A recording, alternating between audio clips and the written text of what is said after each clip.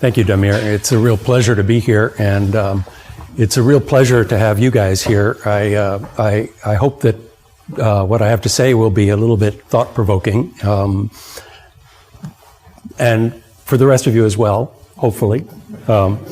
So I'm going to be talking about timed systems today, and just to give you a little bit of context, as Damir mentioned, the focus of my work is on cyber-physical systems, which is a relatively new term, but it refers to systems that involve computers, networks, and physical dynamics, and they're all around us.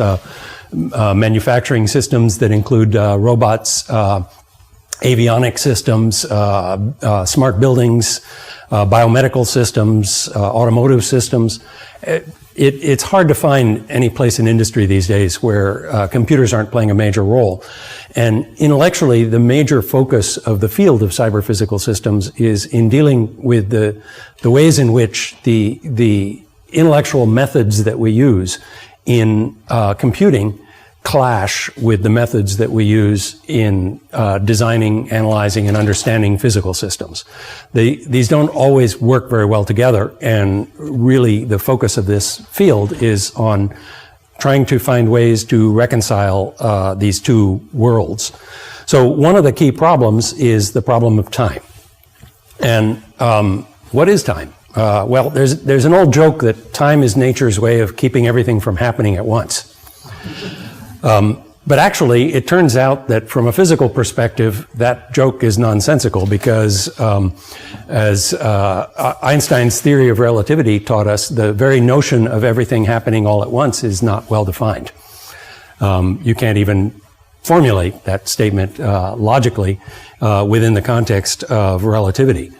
So it's interesting to go back and look at how people have thought about the notion of time. And probably the first really serious treatment of the question of what is time was done by Aristotle. And the essence of Aristotle's view was that time is change.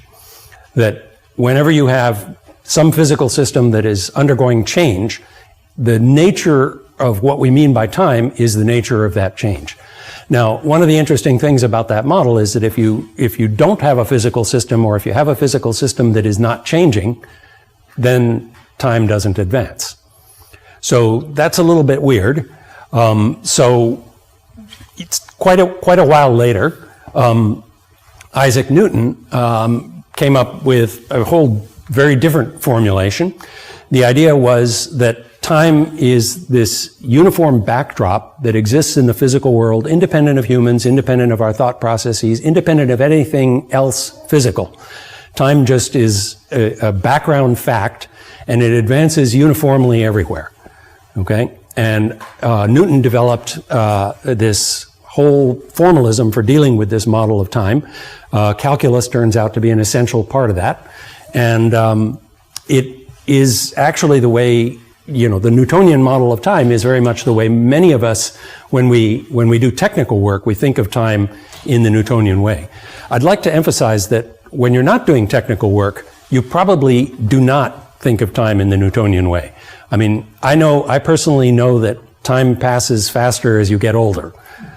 That's completely inconsistent with Newton's model of time, but it certainly seems to be true to me, and I think it's probably true to most people, and I think that we really need to take seriously the first-person view, the individual's perception of what it means for time to be advancing.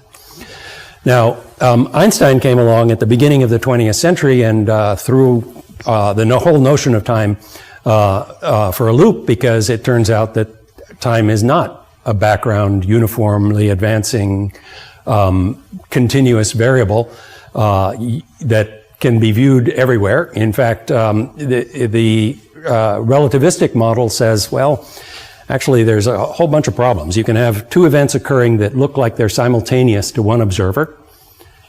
To a different observer, it looked like this event occurred before this one. And to a third observer, it looked like this event occurred before this one. And all of those points of view are valid. So that kind of undermines this Newtonian view of time, and it makes things quite a bit more difficult.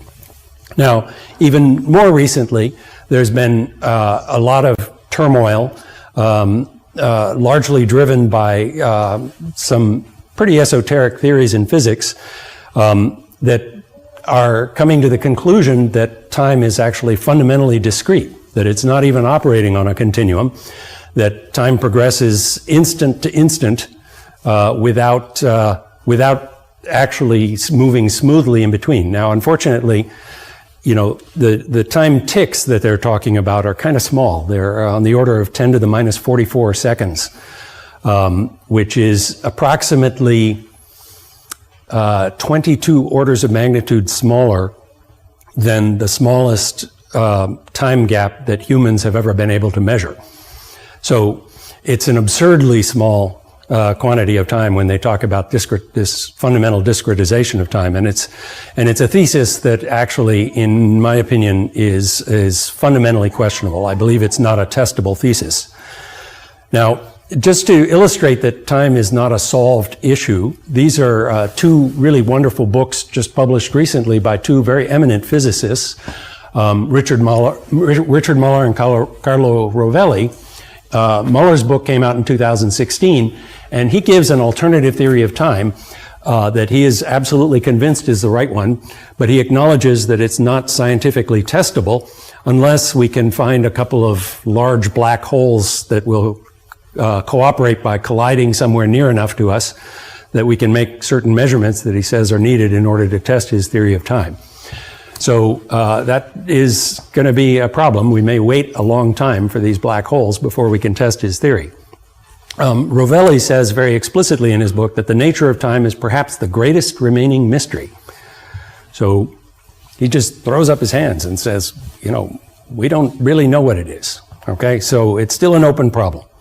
So if you're trying to approach an engineering problem of cyber-physical systems, you've got to deal with time. How can you build models based on something that you don't understand? So the first thing that I'd like to point out is that what we need to do is build models, okay? And we shouldn't confuse the models with the thing being modeled. They're two different things, okay? My favorite way of expressing that fact comes from Solomon Gulam, who said, "You will never strike oil by drilling through the map." The observation is simply that a map is a model, and if you're interested in getting oil, you should drill through the desert, not through the map. Now, this doesn't undermine the value of a map. A map is going to be useful anyway, even though you can't get oil from it. But you need to keep in your head distinct the idea of the map as a model and the desert as the physical system. So, with that in mind, what can we do about time? Well, let's go back to the Aristotelian view, okay? Because it turns out that in the context of software, that's actually the most useful view. It's more useful than the Newtonian view. It's more useful than relativity or quantum mechanical views of time. The old Aristotelian, 2,500-year-old notion is better when you're working with software than the newer ones, okay? It's about how a model changes, how a system changes. So change could be discrete, it could be indivisible, it could be atomic, it could be an event. We use the term event for that, when something changes without taking time to change. So there's a before the change and an after the change, but there's no during the change. Okay? That's a model. We call that a discrete model because gives you a fairly abrupt transition. You can also have continuous flows, okay? Things that are just moving in a continuum. And these are really quite different from one another. And one of the things that we find in the context of cyber-physical systems is that the first view tends to be more useful on the cyber side, and the second view tends to be more useful on the physical side. And how do you reconcile the two? So let's look at the cyber side. So if you look at software, most software is sequences of discrete steps. Each step is conceptually at least indivisible. Now, in fact, when you execute the software on a piece of hardware, it takes time, and that time may matter, but from the perspective of the software, it has really nothing to do with the logic of the software. The logic of the software is proceeding in discrete steps, and the changes are indivisible atomic actions, okay? So time in software reduces simply to a sequence of discrete steps. Now, one of the problems that comes up in cyber-physical systems is that that's not really good enough. If you're interested in, for example, writing software that's going to control the opening of the door of an aircraft, okay, and also control the arming and disarming of the inflatable slide that converts into a raft if your plane has crashed into the sea, okay, then it really matters a lot whether you disarm the slide before you open the door or after, right? There's kind of a very abrupt threshold there. And so the actual time at which these things occur and the order in which they occur will matter quite a bit. So in reality, if you're working with software that's interacting with the physical world, you end up having to map the behavior of that software onto some Newtonian view of time. This turns out to be astonishingly difficult to do. You'd be amazed how difficult it is to do this. Okay, to take a piece of software and just say, okay, the software does this. When does it do it? Very hard to tell. Okay, this is partly a consequence of the modern design of microprocessors. They have an enormous amount of complexity in them that makes it very difficult to reason about the time that it takes to do anything. So I won't go into the details of what these problems are, but the reality is that when you write software that is interacting with the physical world, it can really be quite difficult to control and even to analyze when the software will have some effect on the physical world. And when you have multiple pieces of software interacting with one another, that can have a very big impact because the order of the events could be changing based on the very details of the timing.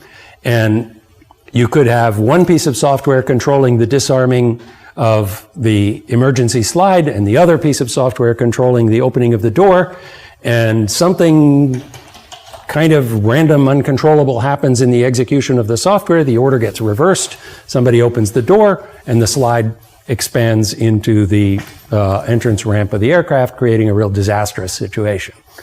Okay? So these things are really surprisingly difficult to control. Now, the more software you have interacting, the more difficult the problem gets. Particularly if you have them interacting in a concurrent system or interacting over networks. One of my most widely cited papers is a paper that actually has no technical results in it at all, which is slightly embarrassing, I suppose. It's kind of a negative paper. It's a critique of the way that software is commonly developed.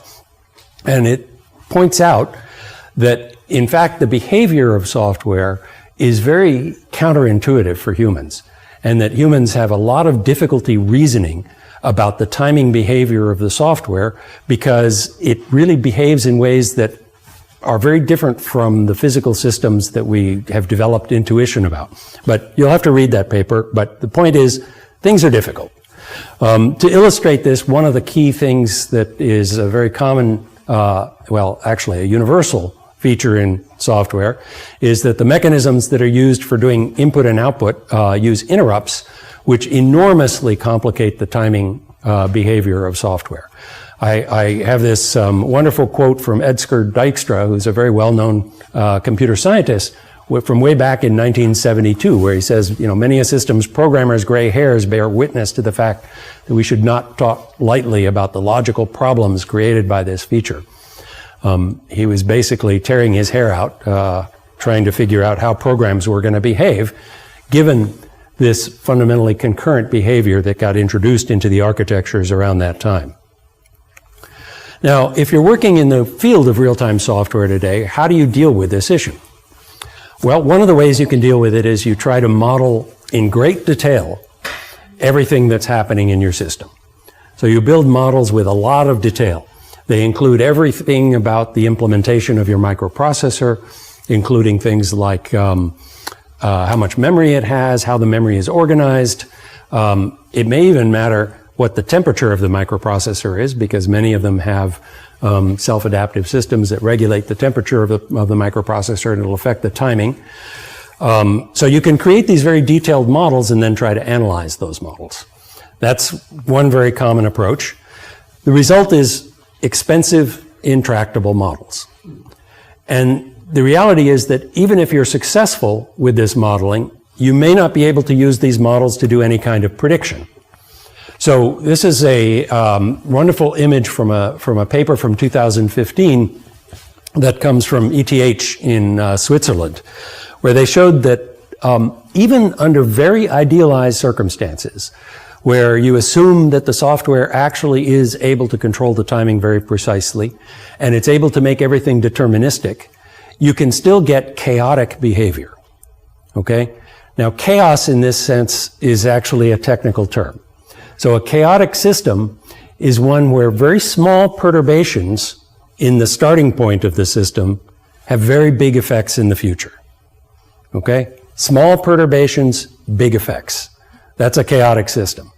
So these guys showed that very commonly used real-time scheduling techniques in software under very idealized circumstances, unrealistically idealized, can still lead to chaotic behavior, which makes it impossible to predict the behavior in the future. You can't tell, in knowing what the current state of the system is, what the state of the system is going to be at some point in the future. So this means that maybe this approach is wrong. Maybe we shouldn't be approaching this problem by just trying to model all the details and analyze those models. Maybe there's a different approach. So an illustration of a different approach is one that you find in the design of digital hardware. So digital hardware approaches time rather differently from software. First of all, I should point out that digital hardware is very highly concurrent, and it has obviously a very physical manifestation. The image that's shown here on the left is from an Intel Haswell chip, which is a quad-core plus a GPU. So 5 microprocessors on each die. The die, which are these small rectangular regions in this wafer, has 1.4 billion transistors on it. 1.4 billion, okay? If you think about the complexity of this system, this also gets clocked at approximately 2 gigahertz. So those transistors are capable of switching 2 billion times per second. So you've got 1.4 billion transistors switching 2 billion times per second. There's a lot of stuff going on, okay? That's, perhaps the understatement of the year. How do they make these things work? How do they make them reliable? Well, they actually build models. In fact, they work with models all the way through the design. They never work with prototypes on the lab bench. So you're not trying, let's put this transistor together with that transistor, put it on the lab bench, test it, see how it works, and then put these other transistors together and see how they work. No, that's not how you design this. You design this system entirely with models, entirely using simulation, until the very last stage when you tape it out, it goes to the fabrication plant, and the very first physical realization of the chip, with very high probability, works correctly. It's amazing. It's actually a real triumph of human ingenuity to be able to do that. Entirely virtual prototyping until the very last stage. And I want to contrast this to the typical way software gets developed, right? If you write software, the first thing you do is, you write a few lines of code, and then you run it and see what it does. It doesn't do what you want, so you go back and you modify it, and you keep doing this over and over again. This is this prototype and test style of design, okay? And prototype and test you can also do with physical hardware, but it's very difficult to do it with this kind of physical hardware. These transistors are very small. You can't really work directly with prototypes. So you really have to work in a virtual world. And in this case, the model of time is a very elegant model of time. Synchronous digital logic is the way that these models are built. And it has this notion of time being a sequence of discrete steps. And the abstraction that's used is really fairly subtle. In fact, when I teach a course in embedded systems, often really internalizing what these models mean is something that students find pretty hard. Because what happens is that at each tick of a clock, the ticks of the clock are occurring at 2 gigahertz, so 2 billion ticks of a clock per second. At each tick of the clock, the entire chip operates simultaneously and instantaneously. It takes no time. That's the model.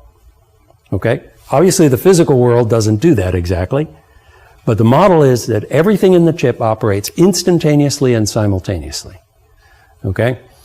That model turns out to be very powerful. It's highly concurrent. You can have 1.4 billion things going on at once. And it really works to build reliable systems. Now, we're also able to build reliable mechanical systems using Newton's law and Newton's calculus, okay? And using a model of time where time advances uniformly in a continuum and is observable everywhere. So someone who designs the structure of the wings of an aircraft, for example, and tries to understand how it reacts to turbulence, is writing down equations like this and using those to analyze it, and they're able to use those equations to design very reliable systems, okay? But this model of time is very different from the model of time in software and also very different from the model of time in hardware. In hardware, things are going along in these discrete ticks where everything happens at once, taking no time. That's not how this works. Things are moving smoothly here from one state to another. In software, things are happening in sequences, but worse, when you have multiple pieces of software, things are happening in sequences that interleave in completely incomprehensible ways. Okay? When you bring these worlds together, this Newtonian view of time, this hardware view of time, you run into enormous difficulties.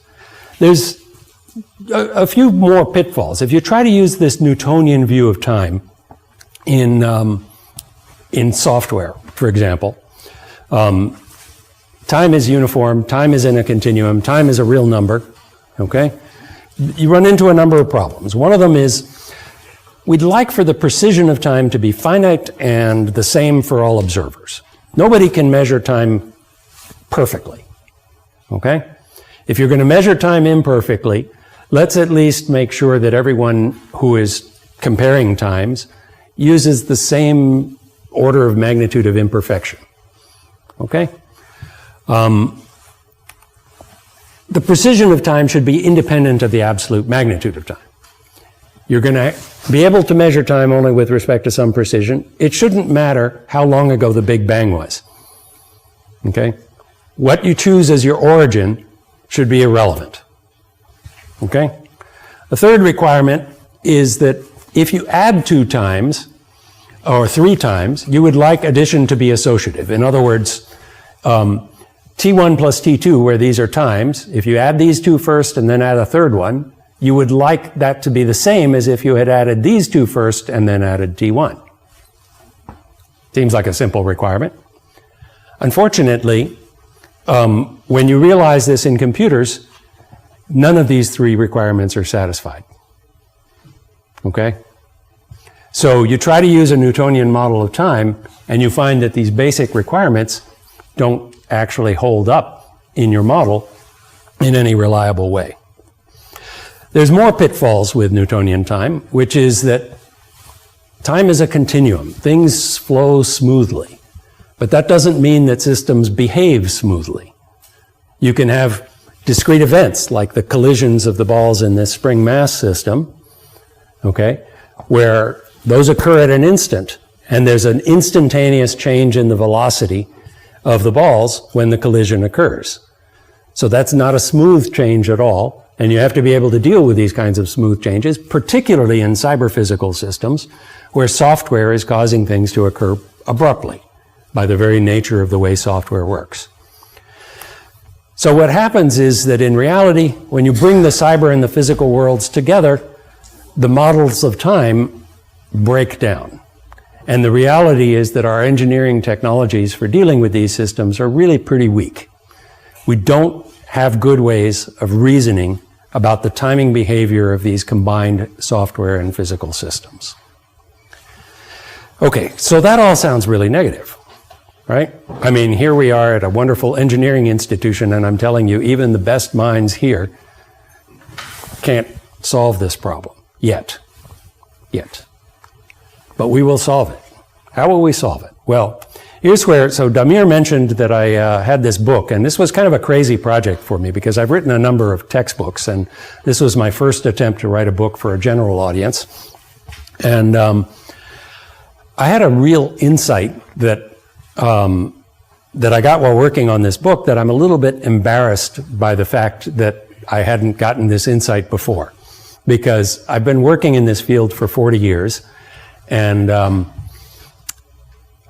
I realize now that for most of those 40 years, I really didn't know what I was doing. And I'd like to share this insight with you because I think it's a really valuable insight. So the insight has to do with what the value of models is. So if you're a scientist, the value of a model lies in how well it behaves like the system you're modeling, the physical system you're modeling, okay?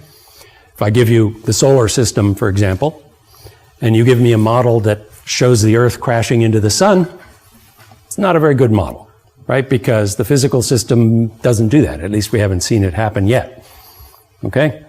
So to a scientist, the value of a model lies in how well the behavior of the model matches that of the physical system. To an engineer, the value of a physical system lies in how well its behavior matches that of a model. Okay? If I give you a silicon chip, a piece of silicon that doesn't behave like my logic diagram, it's the chip that's junk, not the logic diagram. Okay? If I give you a microprocessor that doesn't correctly execute my software, it's the microprocessor that's junk, not the model, which is the software. These are mirror images, right? These are two very different uses of models. And the reason that it embarrasses me is that I've used models both ways my entire career. Most engineers have, okay? But I never realized which way I was using a model. And I would confuse them sometimes. I would sometimes use a model in a scientific way, thinking I was using it in an engineering way, and vice versa. And that can lead to profoundly incorrect conclusions about your system. So another way to think about this question is, a scientist asks, can I make a model for this thing? And an engineer asks, can I make a thing for this model? These are different questions. They're both valid questions, but they're different questions. So let's look at this a little more closely. So here's a physical system. This is called Newton's cradle, named after Isaac Newton. And above that is a model, which happens to be Newton's second law, written out as integral equations. So Newton's second law is F equals ma, force equals mass times acceleration. Okay, so you've got some model. The modeling universe, the model is constructed in a modeling universe. It's the universe of continuous time that Newton kind of invented and established as the prevailing way that people think about time in formal systems. And the modeling universe gives us these wonderful techniques like calculus to show, for example, that position is the integral of velocity, which is what the first equation says, and velocity is the integral of force scaled by the mass. Okay? So we don't want to confuse the map and the territory. So there's a model, that's the map. The territory is the physical system. We could use the model to do certain kinds of analysis, or even synthesis. So this is a beautiful 3D graphics rendition done by Dominique Toussaint. And I love this image because, the attention to detail is extraordinary. He put this Newton's cradle right on top of a copy of Newton's Principia, which is the key book that had a huge influence, maybe the science book that has had the biggest influence in all of history. And the shadows are perfect and so on. But you can tell that this is really a simulation, not a real system, because it's too perfect, right? The behavior of it doesn't reflect reality. So here's a real Newton's cradle, which I bought on Amazon for $6, including shipping. And it's a piece of junk, right? I mean, look at it. The balls in the middle are supposed to be staying still. I think maybe if I had spent a little more than $6, I might have gotten something better, but this particular one is a piece of junk, right? So to a scientist, the model is flawed. To an engineer, the realization is flawed. These are different conclusions. I'm an engineer, and I guess I should have been willing to spend more than $6 on this thing. So how should we use this lesson for understanding real-time software and more broadly cyber-physical systems? So the scientific question is whether our models describe the real-time behavior of software execution with high fidelity. And this is what most people in the field of real-time software are doing these days. They're trying to construct ever more detailed models so that they can understand the behavior of the software. Okay? But there's a different question we can ask. As I said before, there's a lot of negative results here. There's a lot of things that we know we don't know how to do.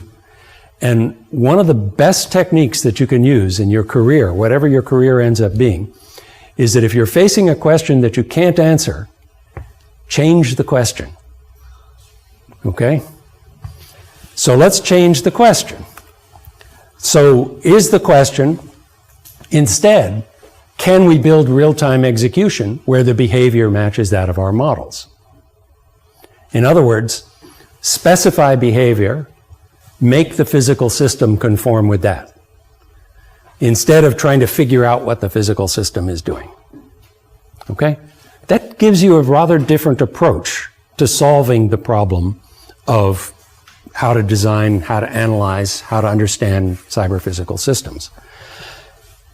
So part of the reason that this is embarrassing is that I've had a number of projects over the years at Berkeley that were answering this second question, and I kept trying to present it as if we were answering the first question. And it wasn't very effective. People weren't convinced, right? But it was really addressing the second question. And I'm not going to go into the details of these particular projects, but just very briefly, the first of them, which is called the PRET project, is about designing microprocessors in a way that gives us the ability to very tightly control the timing of the behavior of the software from the software. So the software itself can control its own timing. That was the objective of that project. The second project, which we call TIDES, is about controlling timing in distributed networked systems. So when you have microprocessors scattered across a network, interacting with one another and interacting with a physical plant, and you want to orchestrate their actions with very tight control over the timing. That's what that project was about. That project relies on being able to synchronize clocks, and I like to show this image because this is on the Berkeley campus and it shows unsynchronized clocks on the very same tower, showing two different times of day. I would like to point out that those two clocks are never off by more than 12 hours from one another. So there is a bound on the error of the clock synchronization, but it's a rather high bound and maybe too high a bound to be all that useful. So coming back to the big picture question, we want to build models, but we need to understand whether we're building scientific models or engineering models, because the uses of these two models are really quite different. Now, there's a famous quote from Box and Draper that say, essentially all models are wrong, but some are useful. That's actually a pretty good statement to keep in mind when you're doing what kind of modeling? Scientific modeling, right? The model is always wrong because it never perfectly matches the physical system. But we can make an equivalent statement, or rather a mirror image statement, which is essentially all system implementations are wrong, but some are useful. Any engineered system, when you create a physical realization of it, it will never behave perfectly like your model. That silicon chip is going to behave differently if it overheats. It's going to behave differently if you drop it into a vat of salt water. The physical system will never behave exactly like your model. The physical system will always deviate. But the conclusions about those deviations are different if you're doing scientific modeling than if you're doing engineering modeling, right? If you're doing scientific modeling, it's the model that's at fault. If you're doing engineering modeling, it's the physical system that's at fault. And those are very different conclusions. There's another quote that I've heard many times, but I've been unable to trace it to any particular origin. You hear this among robotics people a lot. They say simulation is doomed to succeed.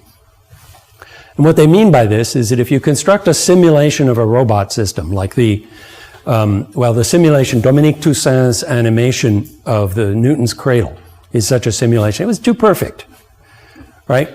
Often your simulation of a robotic system is like that. It's too perfect. It shows the arm moving smoothly through space, targeting exactly perfectly on the glass, closing the caliper, lifting it up. Nothing shakes, nothing vibrates. The physical world isn't like that, okay? So robotics people say the simulation is doomed to succeed because they're confusing this model. They think it's a scientific model when it's actually an engineering model. The simulation model that is showing the robot moving and grabbing this thing is a specification for what you want the robot to do. Okay? When you make a real physical robot do it, the fact that it vibrates and wiggles is because no physical system will match your model perfectly. But that does not make your model wrong. Your model is still a valid specification. So people confuse these issues all the time. Oh, my slides are moving ahead on their own. So, how far did it go? One. Just one, okay. So what are the desirable properties in a model of time? Well, let's name a few of them. One is, we'd like to have a notion of present that separates the past and the future, okay? We need this in order to be able to have a notion of the system having a state, okay? It's in a certain state at a certain time. Before that, it was in a different state. After that, it'll be in another state yet. Interestingly enough, this notion is not valid in physics, okay? But it's extremely useful in models. Relativity says there is no present, okay? The notion of present is observer dependent. So in the physical world, this is simply a wrong thing, but it's an extremely useful thing to have in a model. How about support for causality? In particular, if you have an event A that causes B, then every observer should see A before B. Also not valid in physics. Okay? In quantum mechanics, you have entanglement, and that violates this principle. You need to have a well-defined observer. Okay? Otherwise, you're going to be stuck trying to solve the physics problem. In particular, the previous statement that I made, if A causes B, then every observer should see A before B. According to quantum mechanics, there is no notion of a well-defined observer. In fact, the whole observer problem is really the big open question in interpretations of quantum mechanics. How do you come up with a notion of an observer and how that observer interacts with the system? A notion of simultaneity is also extremely useful in systems. Why is that? Well, let's look at that one in a little more detail, but I just want to emphasize that in modeling, these are very useful notions, and in physics, you can show that all of these notions are in fact not valid in the physical world, okay? But that doesn't mean they're not useful in models. So let's look at this last one, simultaneity. So you could come up with a model that doesn't allow for any two things to happen at once, okay? In fact, computer scientists do this quite commonly. They call it an interleaving semantics. So what they do is they say, if you'd like to think about two things happening at once, let's just think of them as happening non-deterministically in some order. Either A happens before B or B happens before A, and if I don't care which one happens in which order, I'll use that notion instead of the notion that they happen simultaneously. Okay? That's called an interleaving semantics. So you replace simultaneity with non-deterministic ordering. Newtonian physics no longer works. So you've just thrown out the whole physical side of cyber-physical systems, which is kind of unfortunate. That's a big price to pay. And your models become quickly intractable because you get huge amounts of non-determinism in systems that may actually be fundamentally deterministic. So what do we mean by simultaneity? Well, we could define a notion of simultaneity. Event A is simultaneous with event B if no observer can see that one event occurred and the other one did not. Okay? I can define that to be simultaneous. It doesn't really matter whether A and B occur at the same time in the physical world. In fact, that statement that they occur at the same time in the physical world is a nonsensical statement according to relativity. Okay? But it doesn't matter, because I can build a model as long as I have a well-defined notion of an observer that guarantees this property. Okay? And then those events can be treated from a logical perspective as happening simultaneously. So one of the interesting questions that arises when you build models like this is, if you have simultaneous events, does time pass between their occurrence? Well, let's look at this Newton's cradle example again. Look at the ball in the center. Okay? It doesn't move. Does that mean that its velocity is always zero? Well, actually not, because for the momentum to propagate through the three balls in the middle to the ball on the end, it has to somehow be present in each of the balls in the middle at some time. Okay? So it's not actually true that the velocity of the ball in the middle is zero everywhere. In fact, you could model this by saying that the velocity of the ball in the middle is non-zero at an instant, but there's no duration to that instant. Okay? So the ball doesn't move because position is the integral of velocity, and if you integrate something that is non-zero at an instant, it still integrates to zero. So you could construct that model, but now suppose you try to make that model work in a computer. Then you have to discretize time somehow, because computers can't deal with a time continuum. And I won't go into the details here, but I can show you mathematically that it is impossible to do that with the Newtonian view of time. You cannot come up with a discrete model of time here that will unambiguously represent an instantaneous transfer of momentum through a ball. So I'm not going to bore you with the details here, so let's just do one page of math, okay?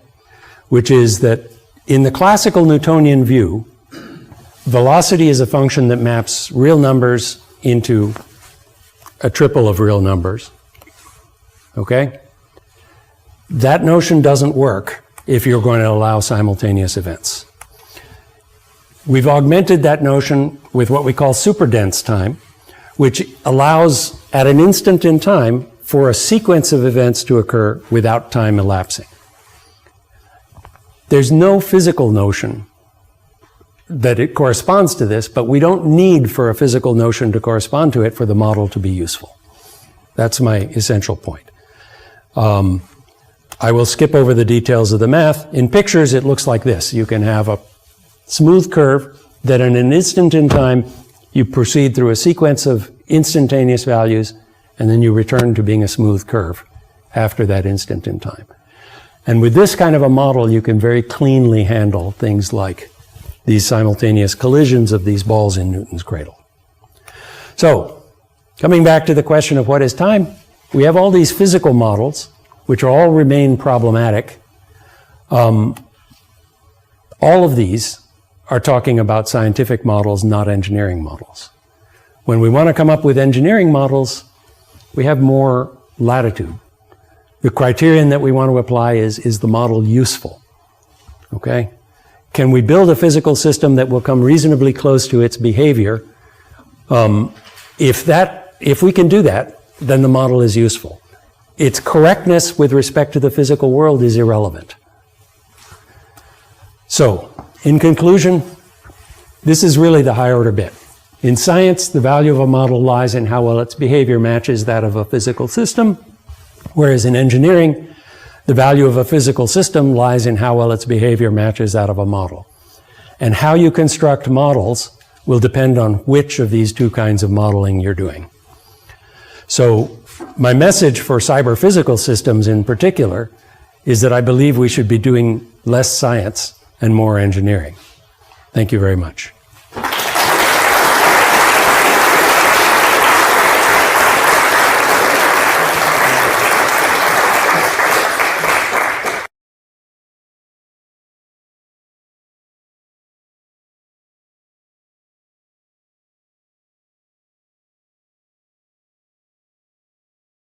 So I think it's very fascinating being a researcher in this area of time and software. But when you present this to software development companies, what is your reaction? Are they willing to change how they think about the software as a model? That's a very good question. It varies widely, but the most common reaction that I get from software development companies is that they don't think they have a time problem.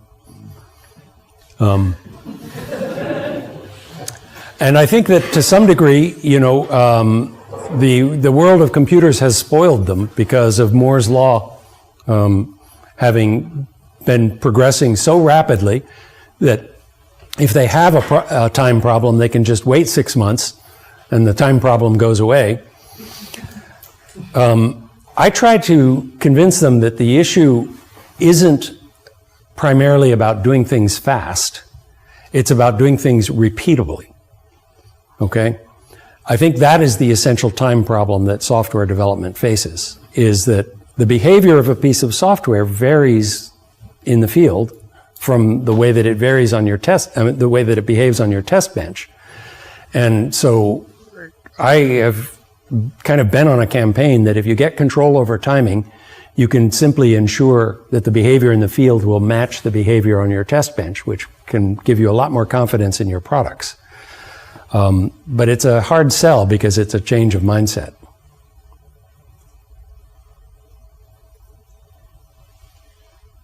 Other questions? Yes. So I'm thinking of a possible solution to your problem. I don't want to spoil the rest of the career by telling you the truth or the answer. But I'm thinking of synchronous languages, time-triggered type of this sparse time domain. If you generalize it, you can stretch it and compact it the way you want, like you stretch and compact when you go from discrete time to continuous time. I mean, if you look at the calculus theory behind that. So what's your comment on that? Let's say for this sparse type of models, would they be sort of at least part of your solution? Or? Absolutely. I'm a big fan of the synchronous languages because I think the principles on which they're built are very sound, and they're also proven because they're essentially the same principles that are used in VLSI design. And we know that we can design highly concurrent, very reliable systems using these principles. I think that there's a lot of cultural obstacles to the adoption of these languages, and also pragmatic obstacles. I think the tools aren't as good as they could be, and things of that nature. So there's a certain amount of maturation that needs to happen before they're going to be, gaining any kind of wide acceptance. But a lot of the resistance to them, I think, actually stems from a deeper cultural issue, which is that people don't value the determinism of these languages highly enough. They've kind of gotten used to the non-determinism that you get from traditional concurrent software development, and they don't understand the real benefit of switching to a more deterministic modeling framework. And I think that that's partly a broad educational challenge that we face to change that mindset a bit. I mean, with a short-sighted view, there is a penalty to pay in terms of some lost performance. But what we can gain is predictability, determinism of the system, which should actually be much more valuable, I would say. I'm actually not convinced that there is a performance cost. I believe that's the belief. That is the belief. I'm not convinced there is a performance cost, but that is the belief, yes, that you will pay a price in performance. I'm not sure that's true. Okay. is almost up, but I have a very quick question. Maybe the answer is very long, I don't know. You talked about that continuous time, as we got taught by Newton and Einstein. And then Wheeler later told us that the time might be discrete, not continuous. And then you said that it doesn't really matter for computers that we are using or our modeling. However, if you think of the next generation of computers, some people are already working on those quantum computers, right? Would that matter there that have continuous or discrete time? Because as you mentioned yourself, you know, you have entanglement and breaks this causality relation. So. It's possible that it could. Personally, I kind of doubt it because the scale at which they're talking about time being discrete is so absurdly small that I don't think it will even show up in a quantum computing context, but I could be wrong about that. I mean, the scale at which they're talking is the scale at which gravitational effects become important for subatomic particles. Okay, so it's in the theory of quantum gravity that you know, it's when the times are small enough that those effects matter. That's the scale they're talking about. And I think no one that I know of working in quantum computing is worried about gravitational effects yet. So I think they're pretty far from that. But I could be wrong about that. I mean, there's a lot of mystery in that, in the science behind that.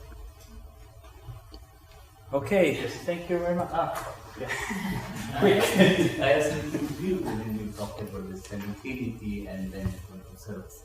You told as long as the observers, you should make sure that there are no observers.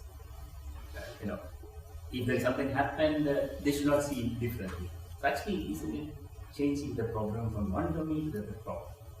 Only the observer becomes equally difficult problem. I'm not sure I understood your question, but I think, I mean, changing the problem is often a good strategy, right? It may work for some certain domains, but still the problem could remain. Yeah. So, absolutely. I mean, there can, in any time you construct a modeling framework, right, there's going to be a mismatch between your modeling framework and the physical realization, and the physical realization may still manifest problems that your modeling framework has abstracted away. That's always going to be true.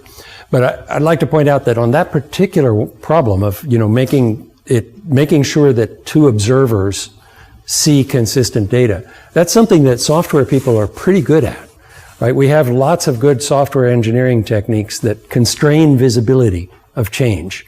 And it's building abstractions that where we actually constrain what you can do, and what you can see, you know, from one piece of software to another. And those techniques have proved pretty valuable in the past. They haven't been used so much with respect to timing properties, but I think that they could be. I mean, object-oriented programming is all about information hiding, right? It's restricting visibility from one chunk of software to another, and it's proved to be a very valuable technique. And this is another form of restricting visibility. You make it impossible for an observer to see that these two things actually didn't coincide in time. And we can do that kind of thing in software. And you're right that the physical world will never match it exactly, so you have to understand what the limitations are of your abstraction. When I asked the problem itself, now I understood that the solution is kind of an engineering thinking. It is an engineering thinking, very much an engineering thinking. Yes. Okay, we have no more time to talk about time. I don't want to take any more time of your lunch, including my own. So let's thank Edvard for... Thank you.